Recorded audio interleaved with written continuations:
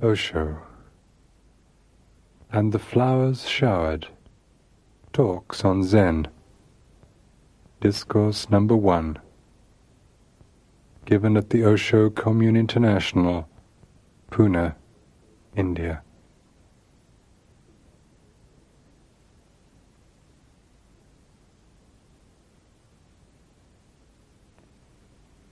Bhagwan. Subhuti was one of Buddha's disciples. He was able to understand the potency of emptiness, the viewpoint that nothing exists except in its relationship of subjectivity and objectivity. One day, when Subhuti was sitting under a tree in a mood of sublime emptiness, flowers began to fall around him. "We are praising you for your discourse on emptiness," the gods whispered to him. "But I have not spoken of emptiness," said Subhuti. "You have not spoken of emptiness. We have not heard emptiness," responded the gods. "This is true emptiness."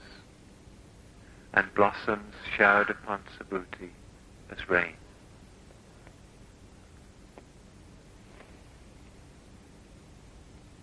Yes, it happens. It is not a metaphor. It is a fact. So don't take this story metaphorically. It is literally true. Because the whole existence feels happy, blissful, ecstatic, when even one individual soul achieves the ultimate. We are part of the whole, and the whole is not indifferent to you. Cannot be. How a mother can be indifferent to a child, her own child? It is impossible. When the child grows, the mother also grows with him. When the child is happy, the mother is also happy with him. When the child dances, something in the mother also dances. When the child is ill, the mother is ill. When the child is miserable, the mother is miserable. Because they are not two. They are one. Their hearts beat in a rhythm. The whole is your mother. The whole is not indifferent to you. Let this truth penetrate as deeper as possible in your heart. Because even this awareness that the whole feels happy with you will change you. Then you are not alienated. Then you are not a foreigner here. Then you are not a homeless wanderer. Then this is a home. And the whole mothers you, cares about you, loves you. So it is natural that when somebody becomes a Buddha and somebody reaches to the ultimate peak, the whole existence dances. The whole existence sings. The whole existence celebrates. Literally true it is. It is not a metaphor. Otherwise you will miss the whole point. Blossoms sour. And then they go on souring, they never stop.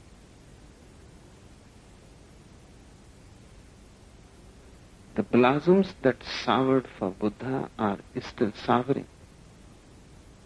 The blossoms that soured for Subhuti are still souring. You cannot see them. Not because they are not souring, but because you are not capable of seeing them. Existence goes on celebrating infinitely for all the Buddhas that have happened, for all the Buddhas that are happening, and for all the Buddhas that will happen. Because for existence, past, future and present don't exist.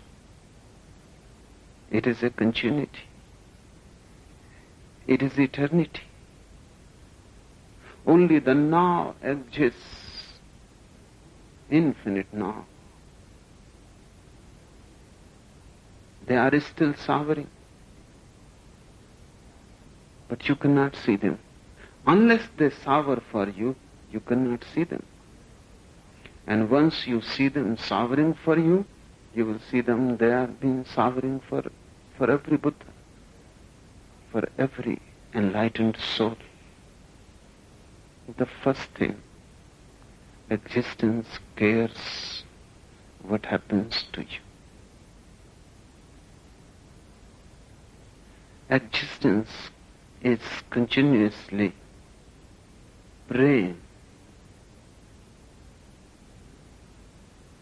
that the ultimate should happen to you.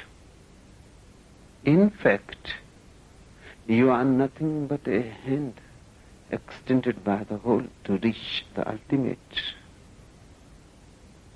You are nothing but a wave coming from the whole to touch the moon. You are nothing but a flower opening so that the whole is filled with fragrance through you. If you can drop yourself, those flowers can sour this very morning, this very moment. Gods are always ready. Their hands are always full with flowers. They simply watch and wait.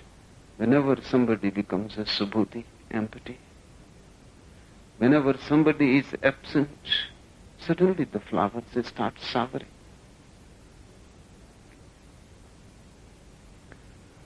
This is one of the basic facts. Without it, there is no possibility of trust.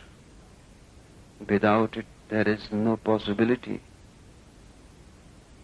of your ever reaching to the truth. Unless the whole helps, there is no possibility for you to reach. How can you reach? And ordinarily, just opposite is our mind. We think the whole as the enemy, not as the friend, never as the mother. We think about the whole as if the whole is trying to destroy you. We look at the whole through the door of death, not through the door of birth. It looks as if the whole is against you, fighting you, not allowing to reach your goals and aims, not allowing to be fulfilled. Hence, you go on constantly warring with it. And the more you fight, the more your misconception proves to be true. Because if you fight, your own fight is reflected through the whole. The whole supports you, remember. Even when you fight, the whole supports you.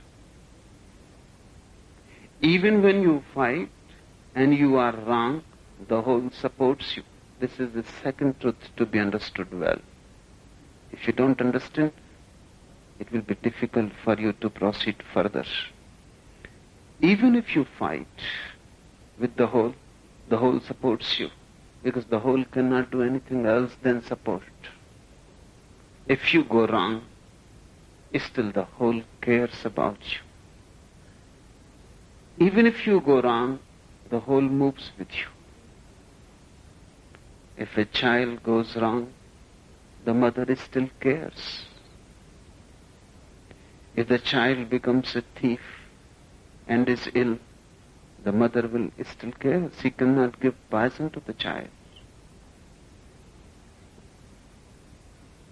If the child goes completely wrong, astray, the mother will still pray for him. That is the meaning of Jesus' story of two brothers. One went away, and not only away but astray from the father, and wasted his part of the heritage and became a beggar, a gambler, a drunkard. Another remained with the father, helped the business, worked on the farm and the gardens, increased the heritage, helped in every way, served in a surrendering spirit to the father. And then suddenly the news reached that the other brother has become a beggar, and he begs on the streets, and the father's whole heart started aching for him, and all his prayers were for him. He completely forgot the one who was near. He remembered only one who has gone distant. In dreams, in his night, the other was present, but not the one who was close and working for him, who was good in every way. And then one day, the beggar's son reached, and the father arranged a big feast. The good son was coming home from the farm, and somebody told him, "Look at the injustice of your father. You love him, you care and serve him, and you have remained with him in absolutely good moral, never done anything against his wish, but never a feast was arranged for you. The fattest lamb has been murdered for your brother who has gone astray, and he is coming like a beggar. And the whole house is celebrating." The son, the good son, felt very much hurt. This is absurd. He went back home angry. He talked to his father, "What are you doing? Never a feast has been given to me, and I have been serving you. And what this other son has done for you, just wasted the heritage, gambled everything, and now he has come a beggar." The father said, "Yes, because you are so close, and you are so good, and you are so happy, I need not worry about you. One who has gone astray, my prayers follow him, and my love follows him."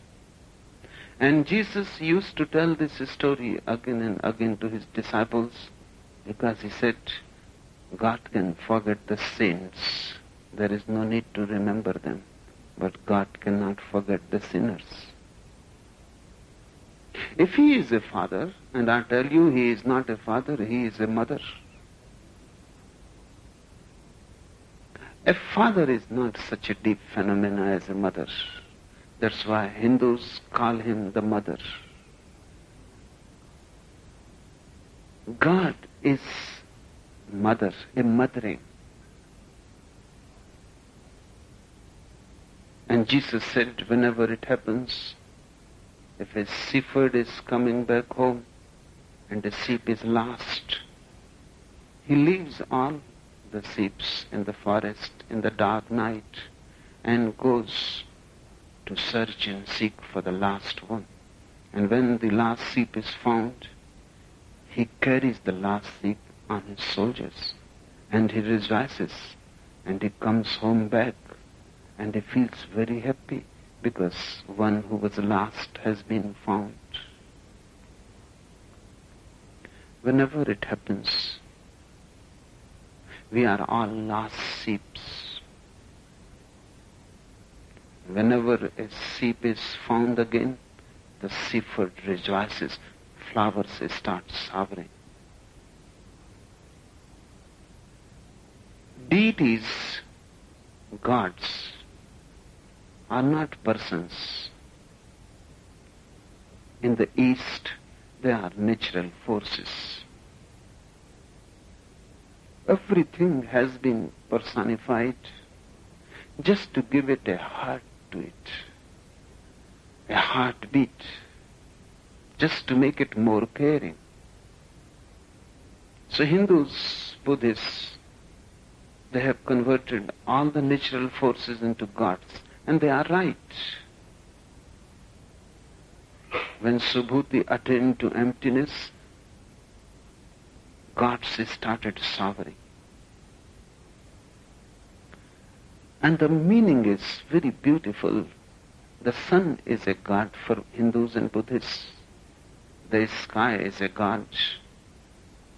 Every tree has its own god, deity. The air is God. The earth is God. Everything has a heart, that is the meaning. Everything feels, that is the meaning. Nothing is indifferent to you, that is the meaning. And when you attain, everything celebrates. Then the sun shines in a different way. The quality has changed. To those who are ignorant, everything remains the same. The sun shines in the old way. Because the change of quality is very subtle, and only one who is empty can feel it. It is not grass. The ego cannot feel it. The grass is the field of the ego. The subtle can be felt only when there is no ego. Because it is so subtle, if you are there, you will miss it. Even your presence will be enough disturbance. When one is totally empty, the quality of the sun immediately changes. They have a welcoming poetry about them. Their warmth is not only warmth, it has become a loving warmth. The air is different. It lingers a little more around you. It touches you with more feeling, as if it has got hands. The touch is totally different. Now the touch has a sensitivity around it. The tree will flower, but not in the same way. Now the flowers are coming out of the tree as if they are jumping. It is said that whenever Buddha passed through a forest, trees will start blossoming even when it was not season for them. It has to be so. Because man can err to recognize Buddha, how trees can err. Because man has a mind, and the mind may miss, but how the trees can miss? They don't have any minds. And when a Buddha walks in a forest, they start blossoming. It is natural. It has to be so. It is not a miracle. But you may not be able to see those flowers, because those flowers are not really physical. Those flowers are the feelings of the trees. When Buddha passes, the tree trembles in a different way, throbs in a different way. is no more the same. This is the meaning. The whole cares for you. The whole is your mother. Now try to understand this parable, one of the best. Subhuti was one of Buddha's disciples. Buddha has thousands of disciples. Subhuti was just one of them. Nothing special about him. Really, nobody knows much about Subhuti. This is the only story about him. There were great disciples, well-known, famous, great scholars, princes. They had big kingdoms when they left and renounced and became disciples of Buddha. They had a name around them, but flowers didn't shower on them. Flowers has chosen this Subhuti, who was just one of the disciples. Nothing special about him. Only then flowers shower. Otherwise, you can become special around a Buddha also, and you can miss. You can feel egoistic about being near Buddha also. You can create a hierarchy. You can say that I am not an ordinary disciple, I am something special. I am just next to Buddha. Others are just ordinary, a crowd, but I am not a crowd. I have a name, an identity of my own. Even before I came to Buddha, I was somebody. And they remained somebody. Sariputra came to Buddha. When he came, he had come with 500 disciples of his own. He was a master. Of course, a master, unenlightened, knowing nothing, and still feeling that he knows, because he was a great scholar. He knew all the scriptures. He was a born Brahmin, and a very talented one, a genius. From his very childhood, he was known for his great memory. He could memorize anything. Only once he had to read a scripture, and it was already memorized. He was known all over the country. When he came to Buddha, he was somebody. He became a disciple of Buddha, but he remained somebody. That somebodyness became the barrier. And these gods are seem to be very irrational. And they have chosen a disciple, Subhuti, who was just one in the crowd. Nothing special about him. These gods seem to be crazy. They should have chosen Sariputta. He was the man to be chosen. But they have not chosen him. They have not chosen Ananda, Buddha's cousin brother. Buddha's shadow continuously for 40 years. For 40 years, not for a single moment, he was away from Buddha. He will sleep in the same room. He will move with Buddha continuously by the side. He was the most well-known person. All the stories that Buddha have said, he starts telling them to Ananda. He says, Ananda, it happened this way. Ananda, once it happened. Ananda and Anand and Anand, he goes on repeating his name, but these gods are crazy. They have chosen Subhuti, a nobody. Remember, only nobodies are chosen.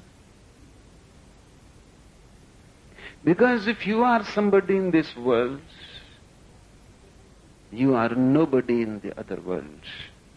If here you are a nobody, you become somebody in the other world. Values differ. Here, gross things are valued. There, subtle things are valued. And the most subtle, the subtlest is not to be. Subhuti lived in the crowd. Nobody even knew his name. And when this news reached that flowers are showering on Subhuti, everybody wondered who this Subhuti is. We never heard about him. Has it happened by some accident?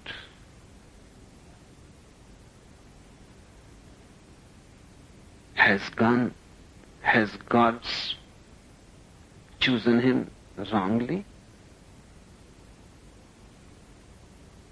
Because there were many who were higher in hierarchy. Subhuti must be the last. This is the only story about Subhuti. Try to understand it well. When you are near a great master, be a nobody. Gods are crazy. They will choose you only when you are not.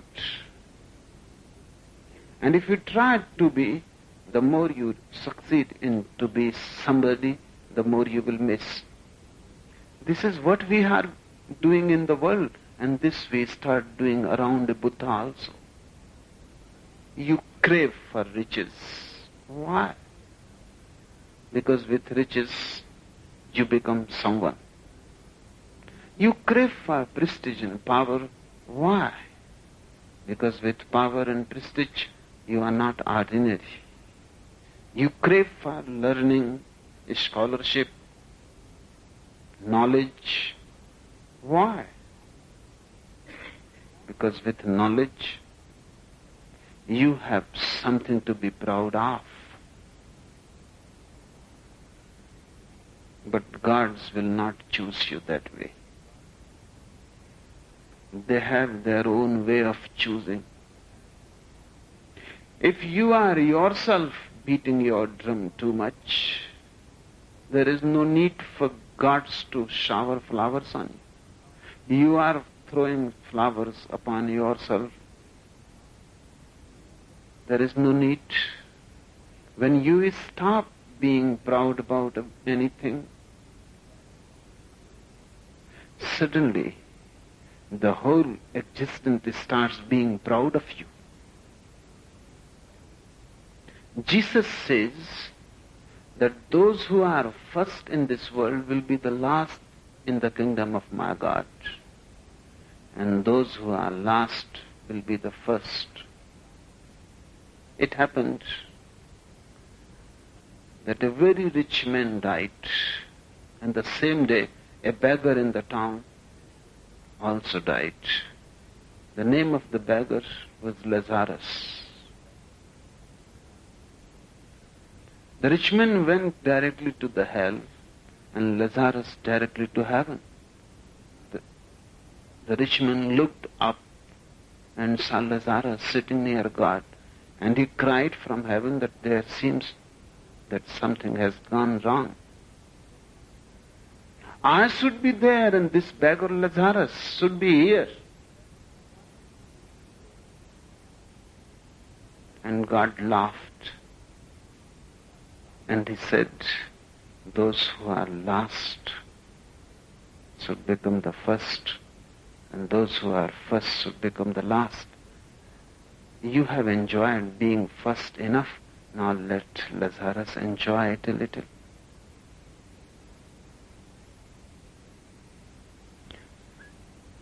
And that rich man was feeling very hot.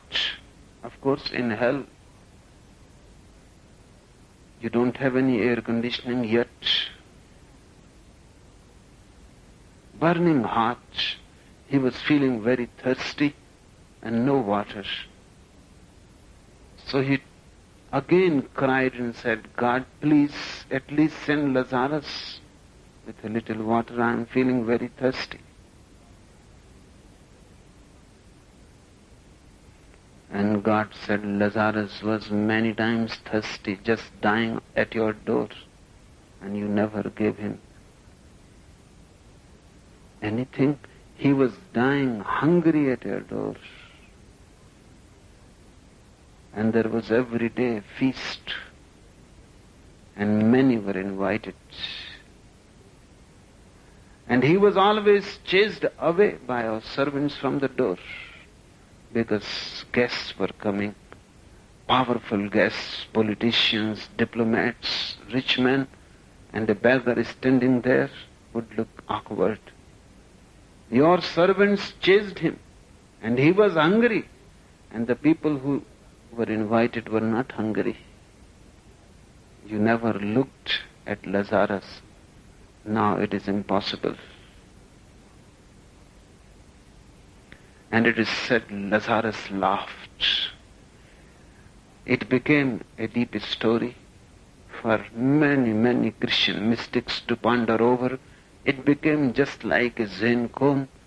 And in monasteries, Christian mystics have been asking again and again, why Lazarus laughed.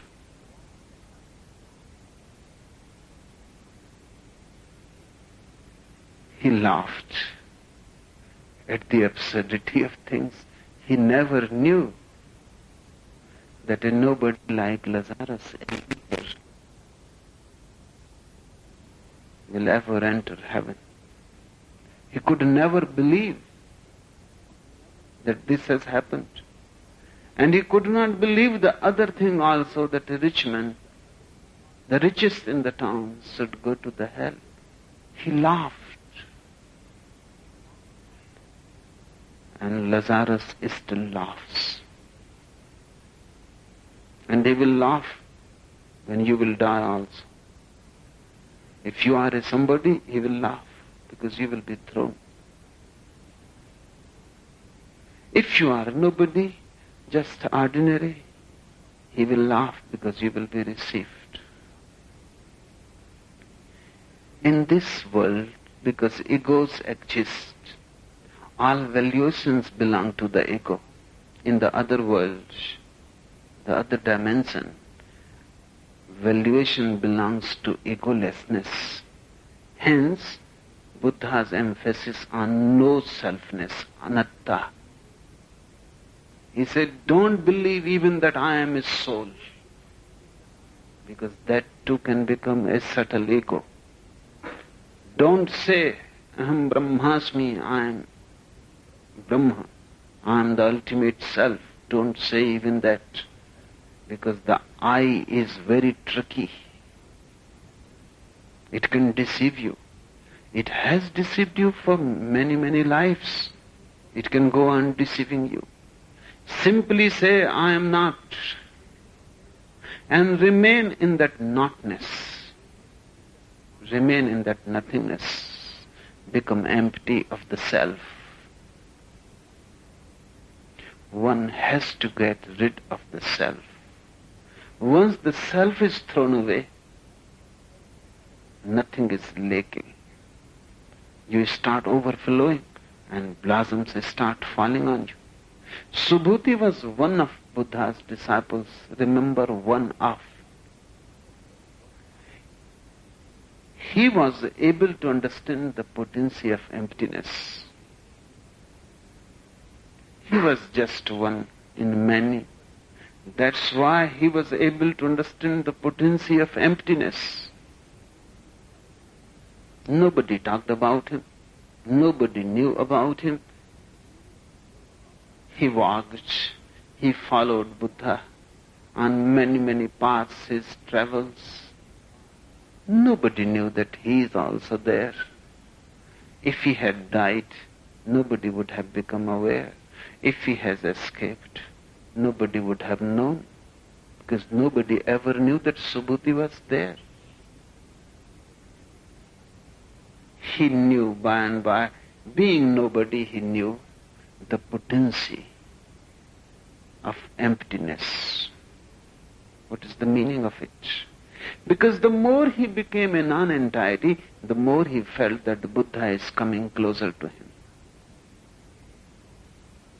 Nobody was aware, but Buddha was aware. Everybody wondered when these flowers showered on him.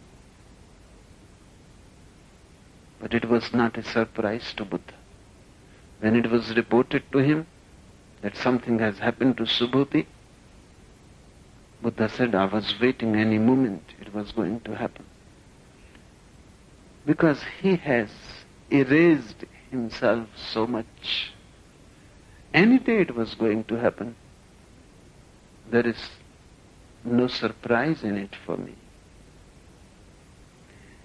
He was able to understand the potency of emptiness by being empty. You don't know the power of emptiness. You don't know the power of being totally absent within. You know only the poverty of the ego. But try to understand. With ego, have you ever felt really powerful? With ego, you always feel impotent. That's why the ego says, make your empire a little bigger so that you can feel you are powerful. No, this house won't do, a bigger house is needed. No, this much bank allowance won't do, a bigger bank allowance is needed. No, this much fame won't do, a little more. The ego always asks for more. Why? If it is powerful, why go on asking for more? The very craving for more shows that the ego feels impotent. You have 1,000,000 rupees and you are impotent. The ego says, no, 1 million won't do, have 10 million of rupees. And I tell you, with 10 million rupees you will be 10-fold more impotent, that's all. And then the ego will say, no, this can't do. Nothing can do with ego. Everything proves only that you are impotent, powerless. The more power you gain, the more powerless you feel. In contrast, the richer you become, the poorer you feel.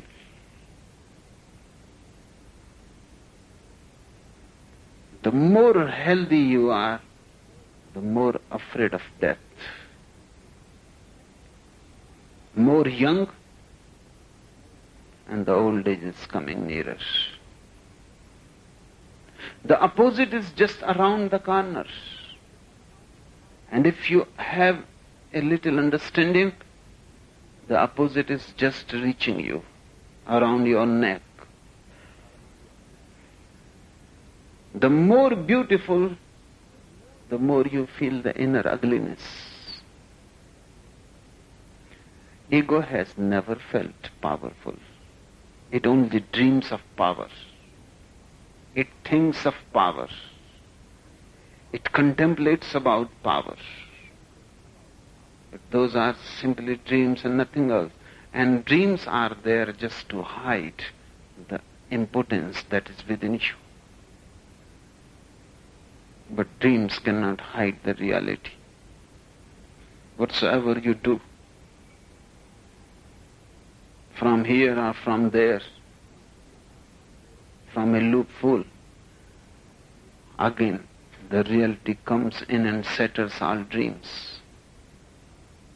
Ego is the most important thing in the world. But nobody realizes, because it goes on asking for more. It never gives you a space to look at the situation. Before you become aware, it pushes you further and further somewhere. Always the goal is somewhere near the horizon. And it is so near you think, by the evening I will reach.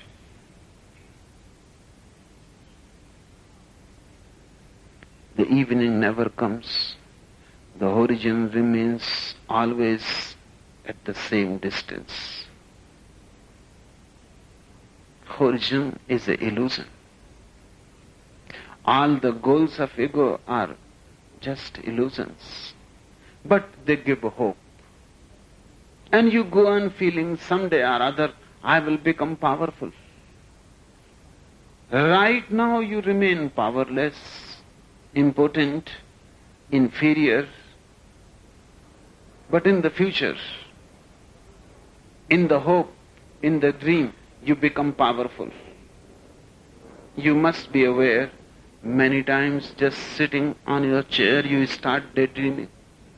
You have become the emperor of the whole world, or the president of the United States. And immediately you start enjoying it. Everybody looks at you. You have become the focal point of attention of all. Even that dream gives you exhilaration, intoxication. If you dream that way, you will walk in a different way. This is how it is happening to everybody. Your potency remains in the dreams. You remain impotent. Just the opposite is the truth. When you don't seek, it comes. When you don't ask, it is given. When you don't hanker, it is there. When you don't go to the horizon, suddenly you realize that it has been always yours. You never lacked it. It is there inside, and you seek it out. It is there within you, and you go without. You are carrying it. The suprememost power, the divine itself, is in you. And you are looking here and there like a beggar. He was able to understand the potency of emptiness. Just being empty, you will understand. There is no other way of understanding. And whatsoever you want to understand, be that. Because that is the only way. Try being an ordinary man, nobody, with no name, no identity, with nothing to claim, with no power to enforce on others, with no effort to dominate, with no desire to possess, just being a non-entity. Try it and see how much powerful you become. How filled with energy and overflowing. So powerful that you can share your power. So blissful that you can give it to many, to millions.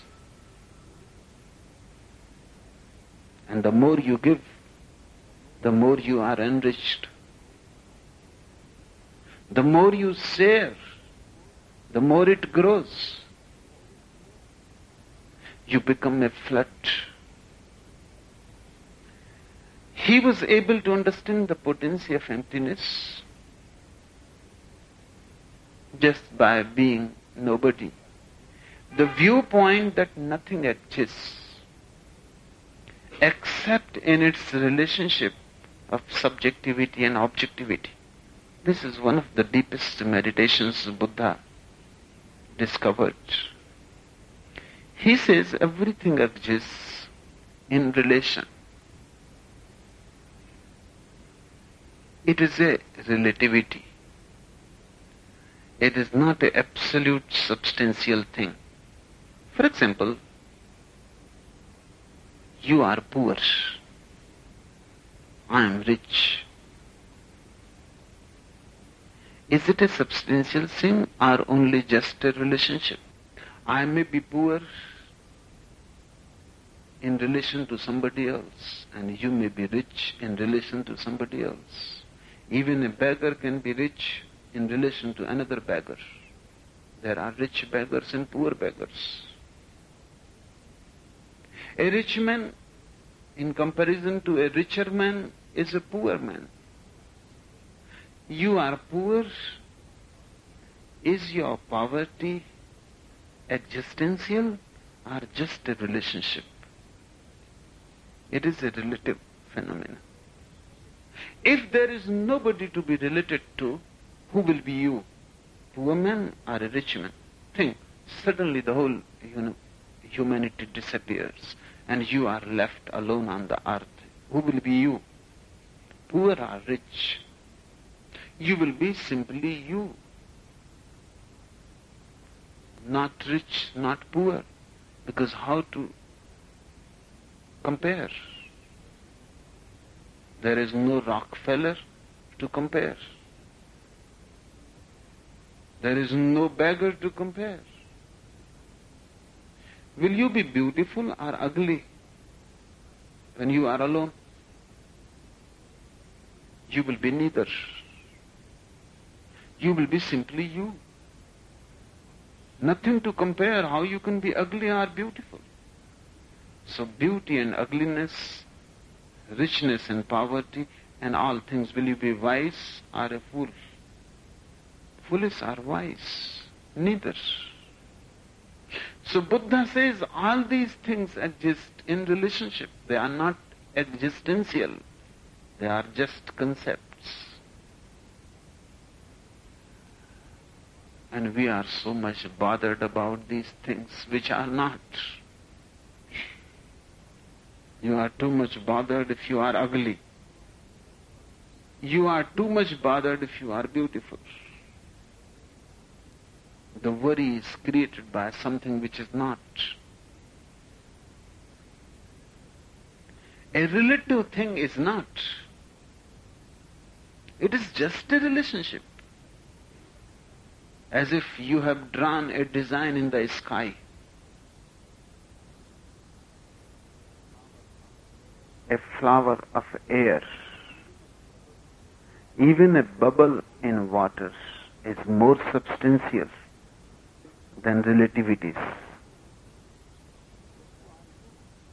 Who are you if you are alone? Nobody. Somebodyness comes in relationship with somebody. That means just to be nobody is to be in nature. Just to be nobody is to be in existence. And you are alone, remember. The society exists only outside you. Deep within you are alone. Close your eyes and see whether you are beautiful or ugly. Both the concepts disappear. Inside there is no beauty, no ugliness. Close the eyes and contemplate who you are. Respected, not respected, moral, immoral, young, old, black, white, a master or a slave. Who are you? Close the eyes and your aloneness, every concept drops. You cannot be anything. Then emptiness arises. All concepts nullified. Only your existence remains.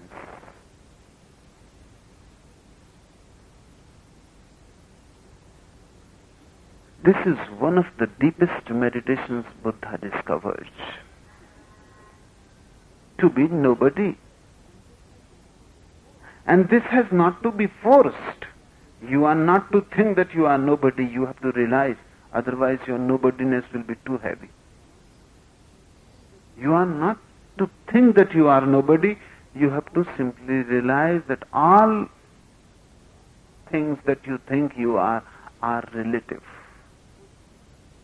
And truth is absolute, it is not relative.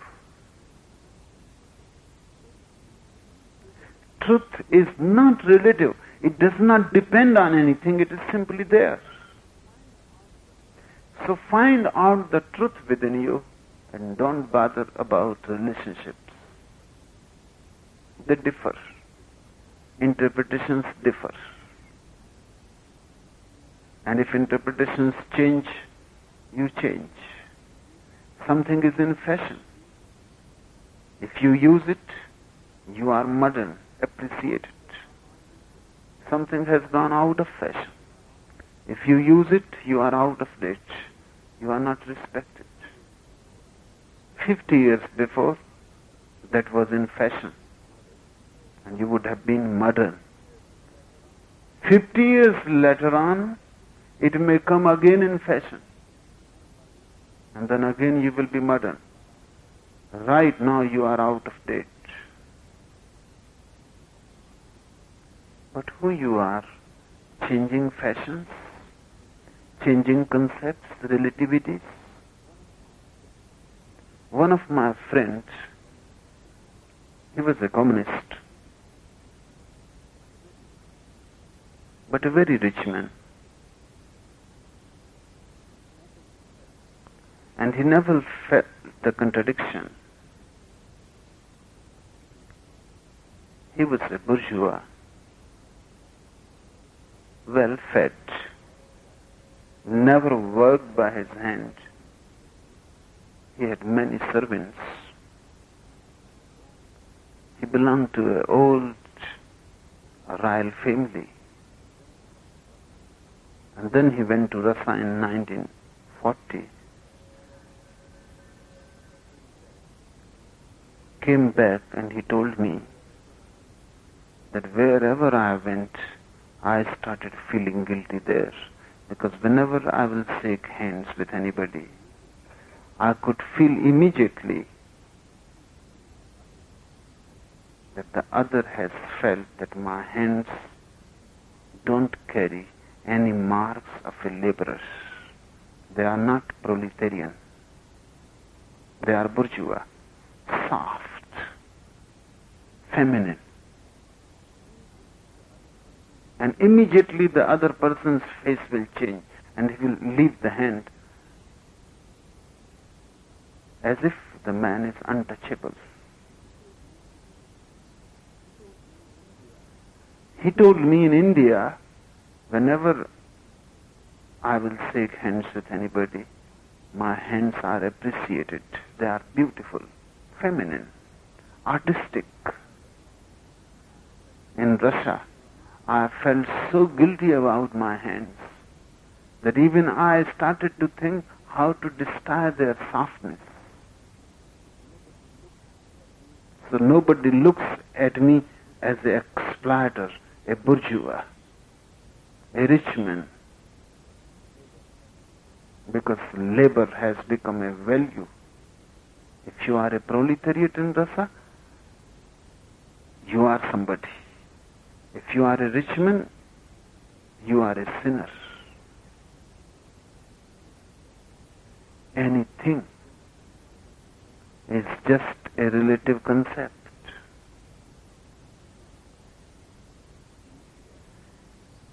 In India, we have respected bhikkhus, swamis, sannyasis, and that has been so in China also, before Mao. A man who renounced the world was the most respected man, and the society cared about him. He was the highest peak of humanity. And then communism came to China, and thousands of monasteries have been destroyed completely, and all the monks, respected men of the past, have become sinners because they have to work. You can eat only if you work, and begging is exploitation. It has been prohibited by the law. Now nobody can beg. a Buddha is born in China, it will be very difficult for him now.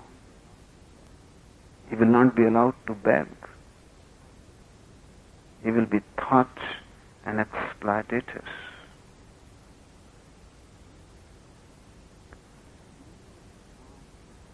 Even if Marx is born in China and Russia, he will be in difficulty. Because the whole life he never did anything than reading in the British Museum. He was not a proletariat. He was not a laborer. And his friend and collaborator, Friedrich Engels, he was a very rich man.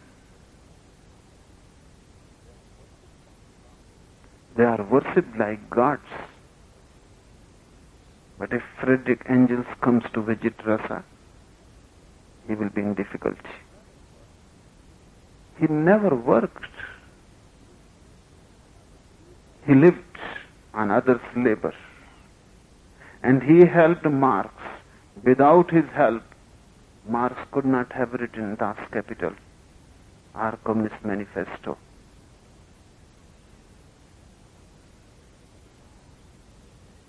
But now, it is different.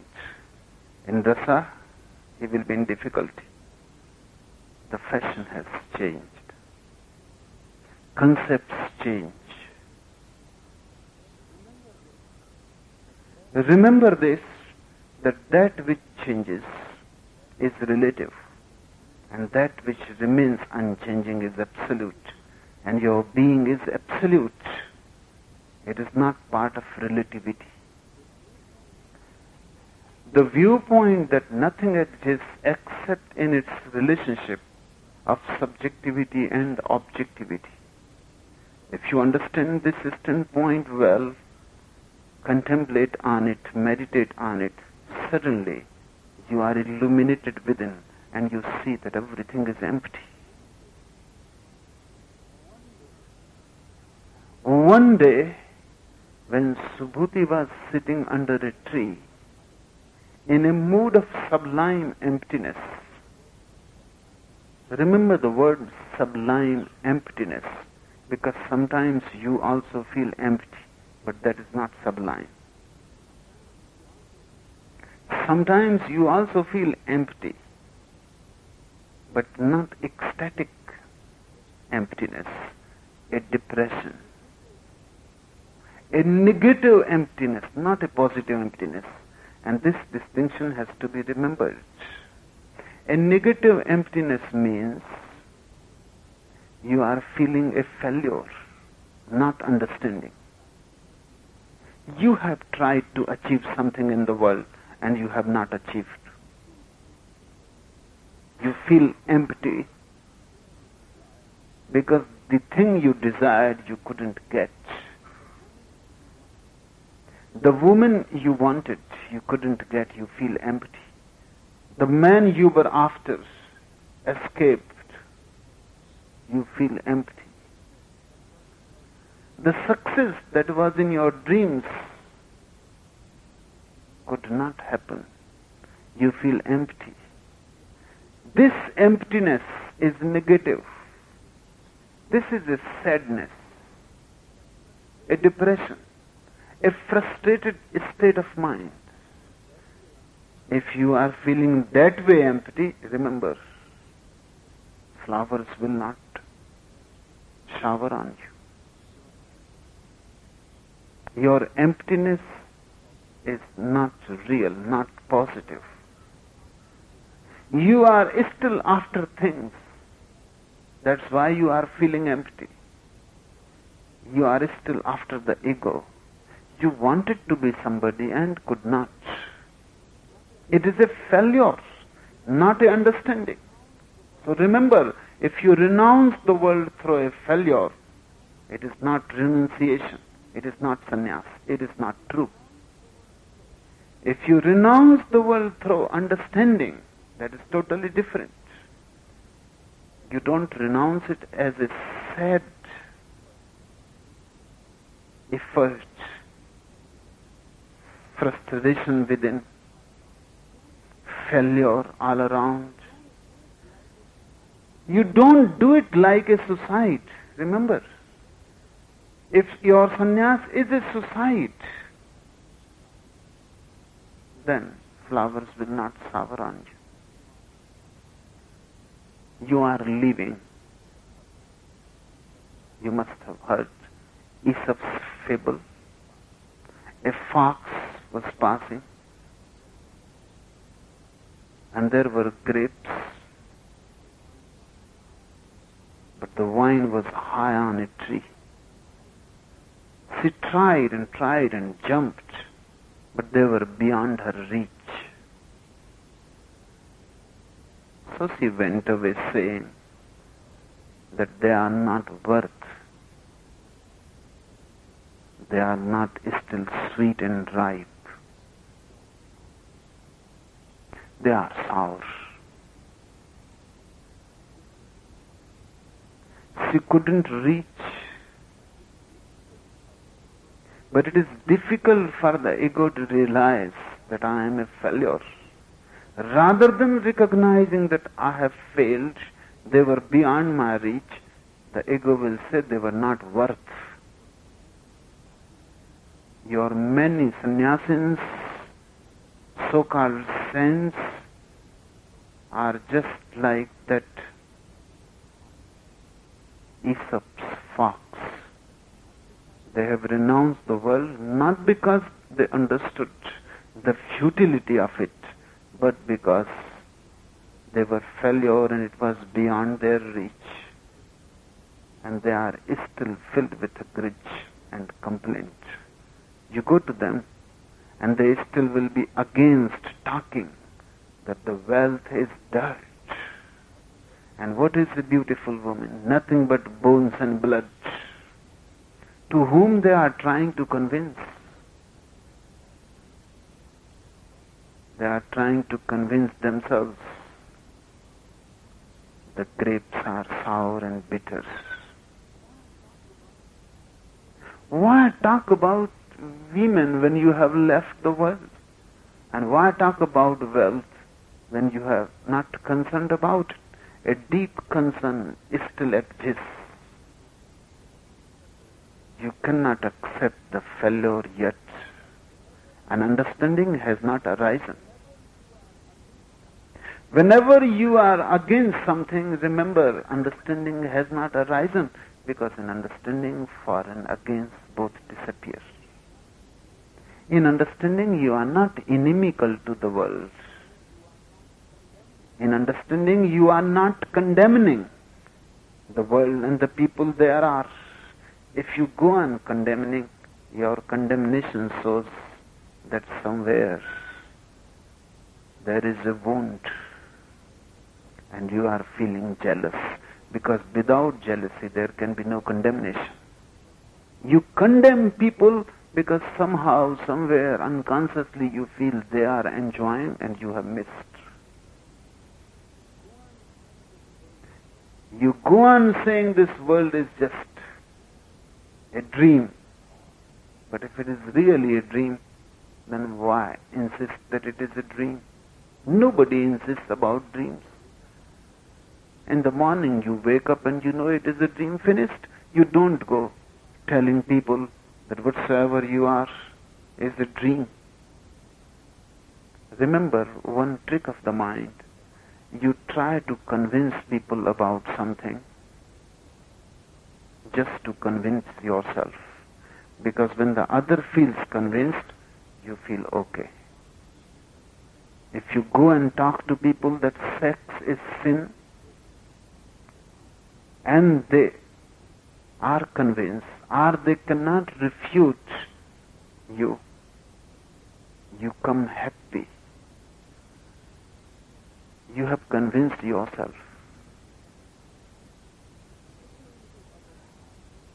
Looking into others' eyes, you are trying to cover your own failure.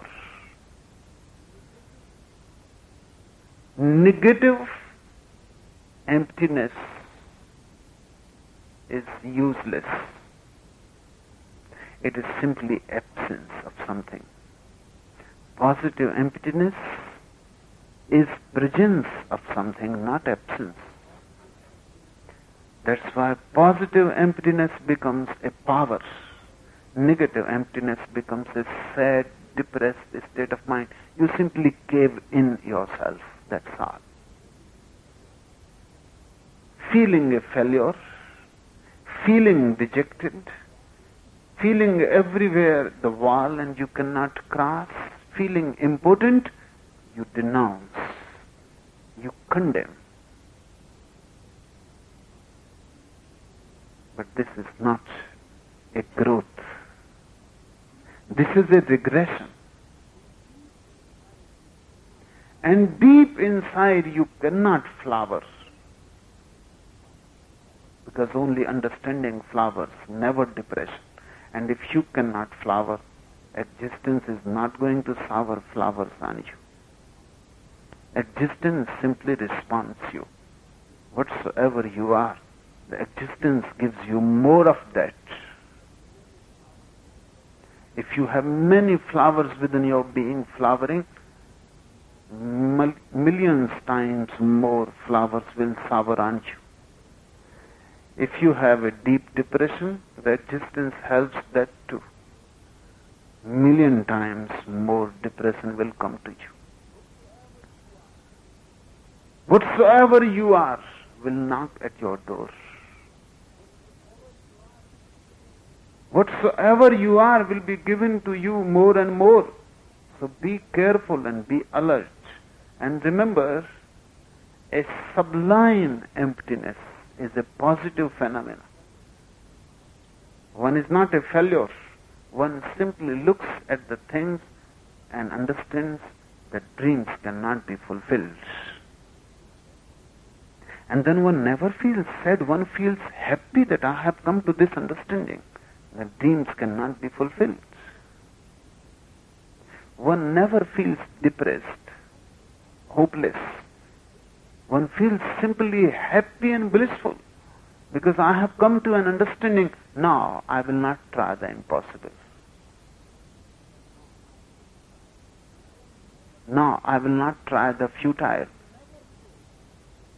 And one never says that the object of desire is wrong. When you are in positive, sublime emptiness, you say desire is wrong, not the object of desire. This is the difference. Negative emptiness, you say the object of desire is wrong. So change the object. If it is wealth, money, power, drop it. Make the object God, liberation, heaven. Change the object. If emptiness is perfect and sublime and positive, you don't see the object as wrong. You simply see desire is futile. Objects are okay, but desire is futile. Then you don't change your desire from one object to another object. You simply drop the desire itself. Non-desiring, you flower. Desiring, you become more and more paralyzed and dead. One day when Subhuti was sitting under a tree in a mood of sublime emptiness, empty but happy, empty but filled, empty but not lacking, empty but overflowing, empty but at ease, at home.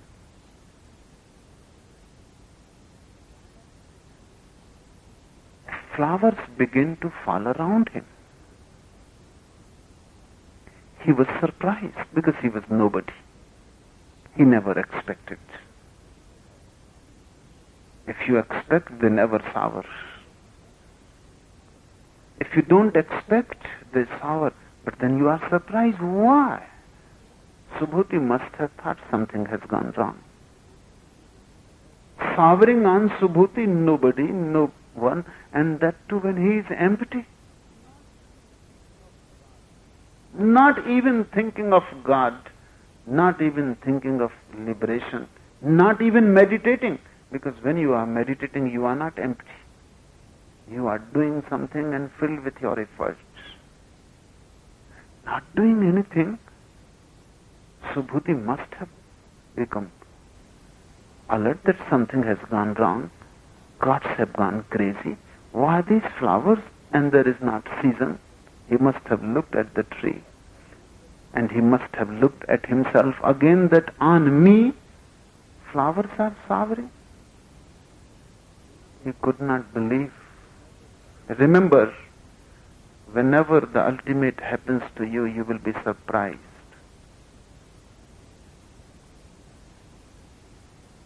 Because you never expected it. You were not waiting for it even.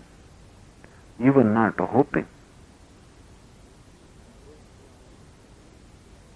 And those who are expecting and waiting and hoping and praying and desiring, it never happens to them because they are so tense. They are never empty, never relaxed.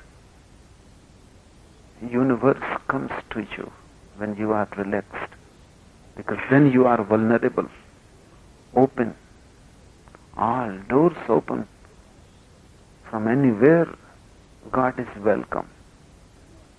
But you are not praying, and you are not asking Him for to come. You are not doing anything.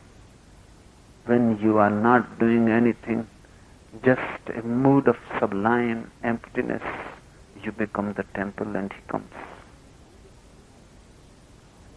In a mood of sublime emptiness, flowers begin to fall around him. He looked all around, what is happening? We are praising you for your discourse on emptiness. The gods whispered to him. He couldn't believe.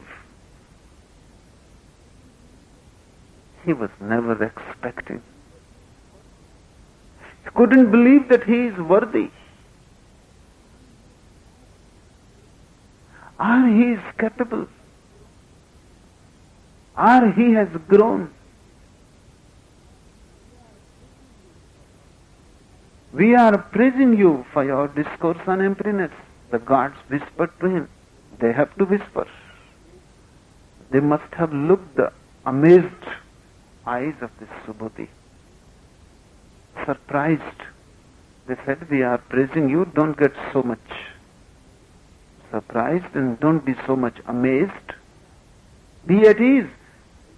We are just praising you on your discourse on emptiness. But I have not spoken of emptiness, said Subhuti. I have not spoken anything. You have not spoken of emptiness. We have not heard emptiness.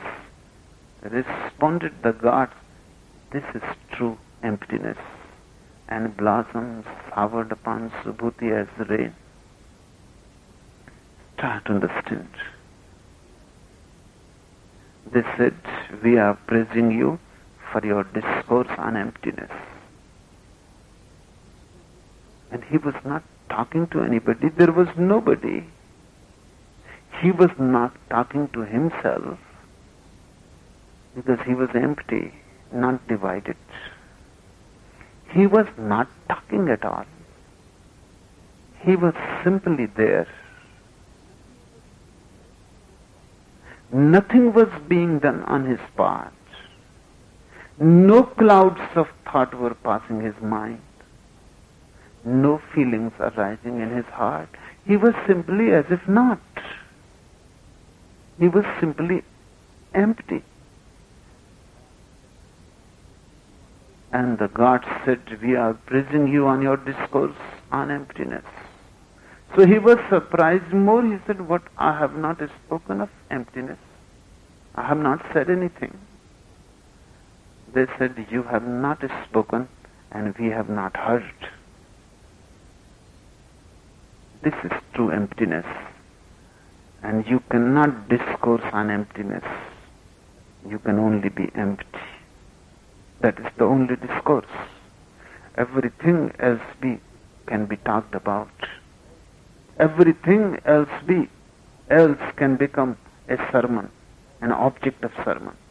Everything else can be discussed, argued, but not emptiness. Because the very effort to say anything about it destroys it. The moment you say it, it is not there.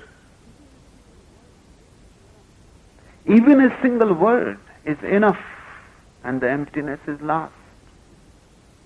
Even a single word can fill you and the emptiness disappears. No, nothing can be said about it. Nobody has ever said anything about it. You can just be empty. And that is the discourse. Being is the discourse. Emptiness can never become an object of thought. Thoughtlessness is its nature.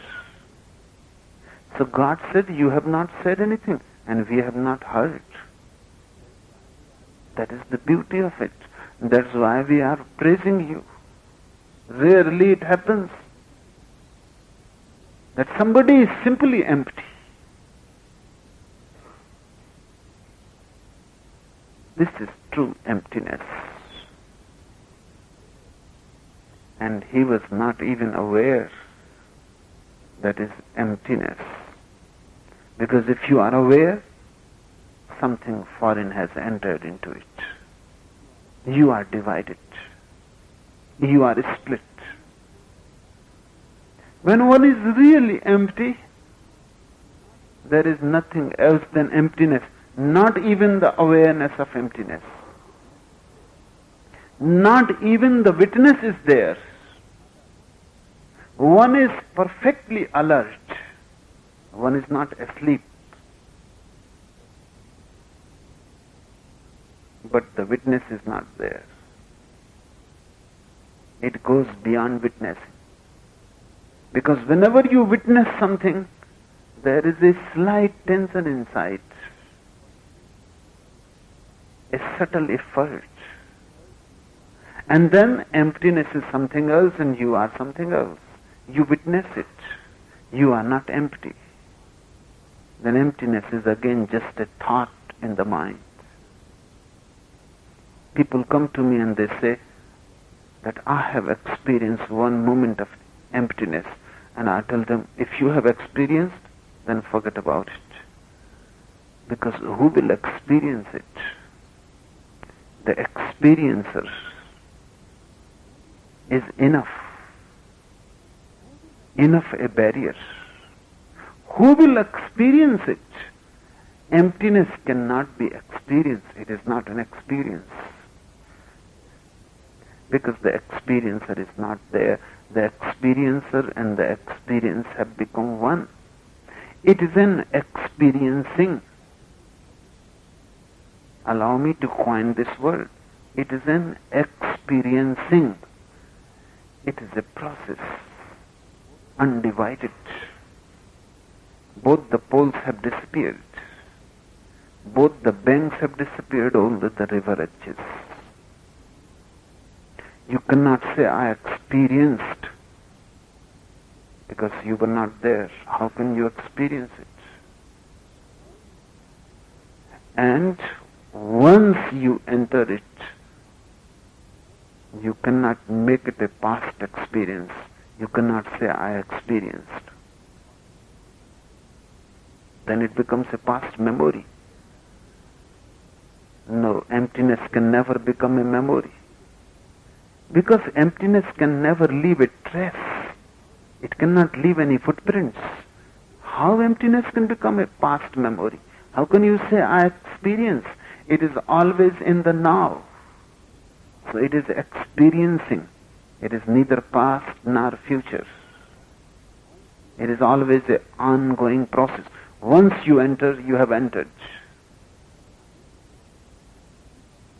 You cannot even say that I experience. That's why Subhuti was not even aware what is happening. He was not there.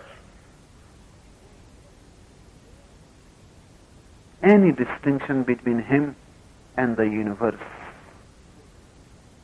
was not there. No distinction. All bound is dissolved. The universe started melting in him. He melted into the universe. Merging, melting, oneness.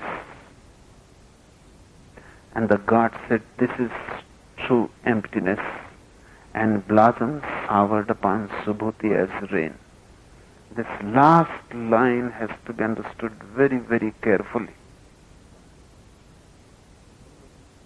Because when somebody says that you are empty, immediately the ego can come back. Because you will become aware. And you will feel something has been achieved. Suddenly the gods will make you aware that you are empty. But Subhuti is rare, extraordinarily rare. Even the gods shouted around him, whispered in his ears, and the flowers were showering on him like rain. He didn't bother. Simply kept silent. They said, you have spoken, you have given a discourse. He listened without coming back. They said, you have not spoken, we have not heard. This is true emptiness. No ego. That the true happiness happened to me. Now I have become enlightened. Otherwise he would have he must have missed from the last point. And immediately flowers would have stopped showering if he had come back. No, he must have closed the eyes, and he must have thought these gods are mad and these flowers are dreams. Don't bother. Emptiness was so beautiful.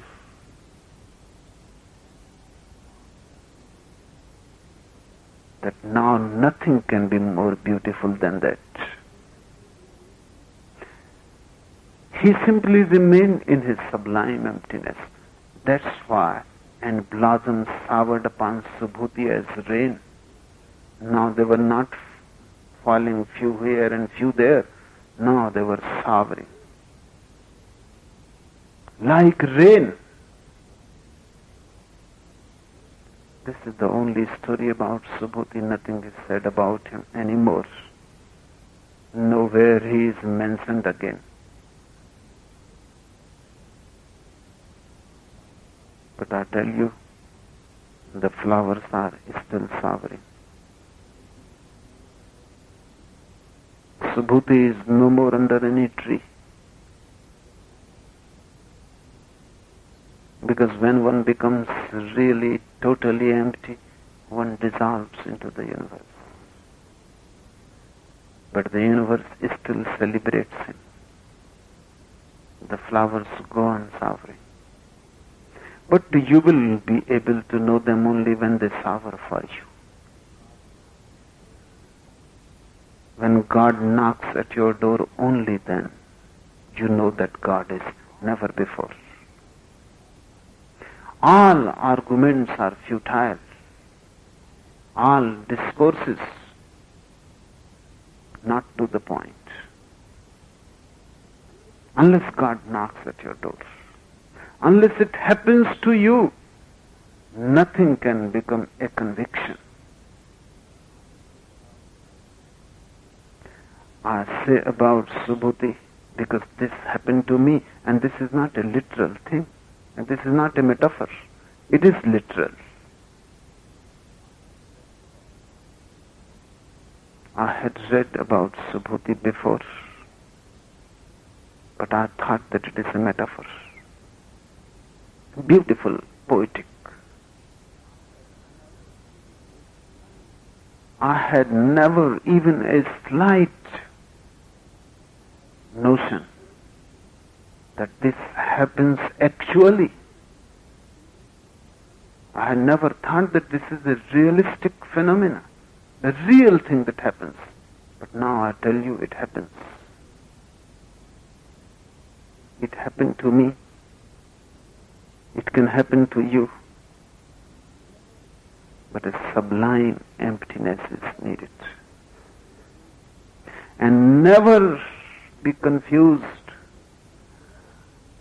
Don't ever think that your negative emptiness can ever become sublime. Your negative emptiness is like darkness. Sublime emptiness is like light. It is like a rising sun. Negative emptiness is like death.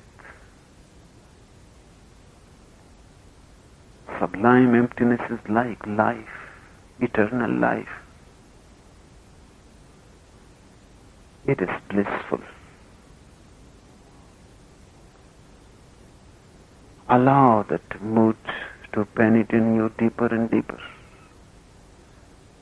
Go and sit under trees. Just sit, not doing anything. Everything stops. When you stop, everything stops.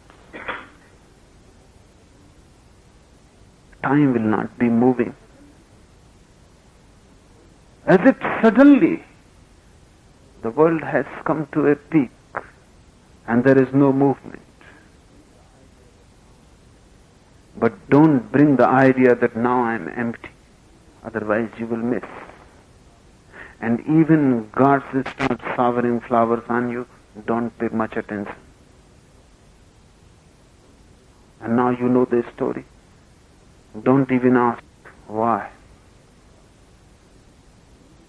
Subhuti had to ask. You need not. And even if they whisper by themselves that we have heard the true emptiness and the discourse on it, don't bother. And the flowers will shower like rain on you too. Enough for today.